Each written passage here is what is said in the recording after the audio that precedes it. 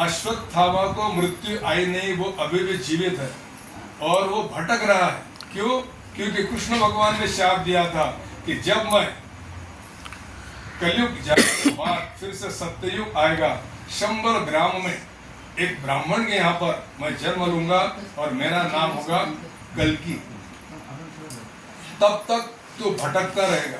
ये अश्वत्थामा कौन और ये ऐसा क्यों हुआ, वो अभी भी क्यों भटक रहा है?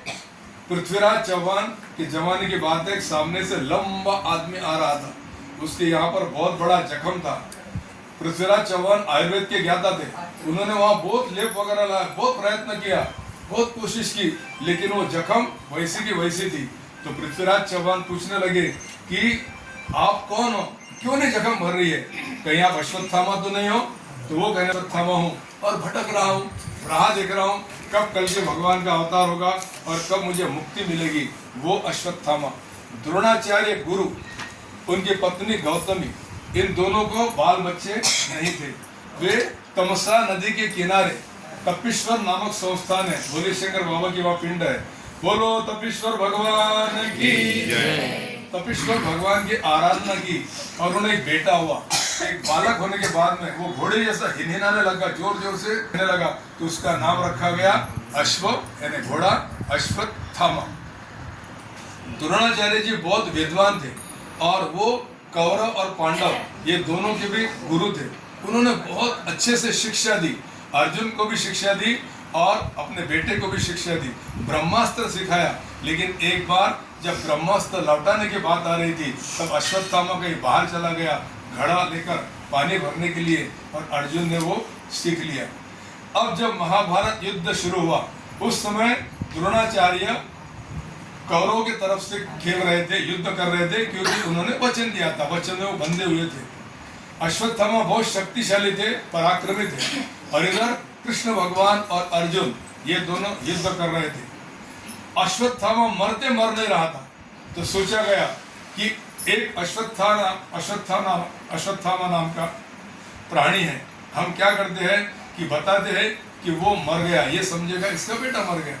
युधिष्ठिर से पूछा तो युधिष्ठिर जैसे बताने लगे कि वो आपका बेटा नहीं प्राणी मरा है, वैसे ही कृष्ण भगवान ने पांचजन्य शंख बजाया तो वो उनको सुनाई नहीं दिया और द्रोणाचार्य बेहोश हो गए कि मेरा बेटा तो मर गया।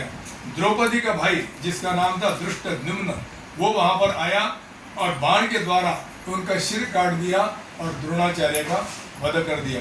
महाभारत युद्ध शुरू हुआ, दुर्योधन की जांग फोड़ दी, सारे के सारे कौरव हार गए। तब अश्वत्थामा ने सोचा कि मेरे मित्र को मार दिया, मैं पांडवों को छोड़ूंगा नहीं, इनको आधी रात को नींद में मार दूंगा। ये कथा भागवत में थे, उनको नींद में मार दूंगा। एक कुटिया थी, वहां पर 5 लोग सोए हुए थे, उन पर चद्दर ओढ़ी हुई थी ठंडी के कारण।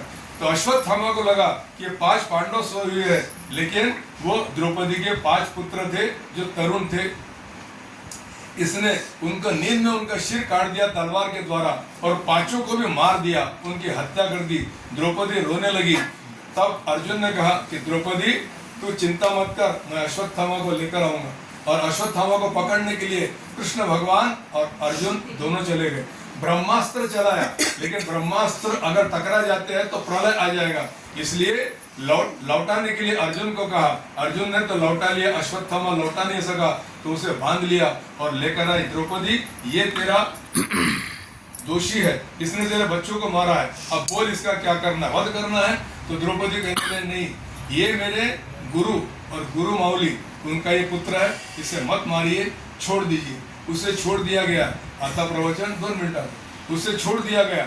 जैसे छोड़ दिया गया, अब आते हैं अर्जुन का पुत्र अभिमन्यु। अभिमन्यु का वध मालूम है, कौरवों ने कूटनीति के द्वारा कर दिया था।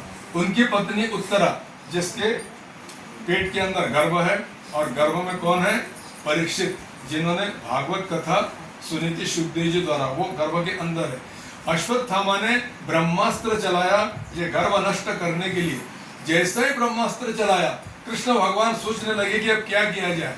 कृष्ण भगवान उसके पेट के अंदर गए, और जब गर्भ था छोटा सा परीक्षित बालक, जो अगर मां जन्म भी नहीं था, पेट के अंदर था, वहां पर कृष्ण भगवान ने एक जलती गदा, अंगूठे की जितने कृष्ण भगवान पेट के अंदर एक जलती गदा ली और उसके आजू बाजू में उस ब्रह्मास्त्र के द्वारा रक्षा की। उससे तो बचे लिए, वो राजा परीक्षित हुआ, भागवत कथा भी सुन ली। लेकिन तब कृष्ण भगवान ने शाप दिया कि अश्वत्थामा तूने बहुत गलत काम किया है, मैं तुझे शाप देता हूँ कि तुझे मृत्यु आएगी नहीं, तू भटकता रहेगा। अश्वत्थामा पैर में गिरा, कृष्ण भगवान के ओर कहने लगा, भगवान मुझे क्षमा कीजिए, कुछ शाप दीजिए, मैं क्या करूं?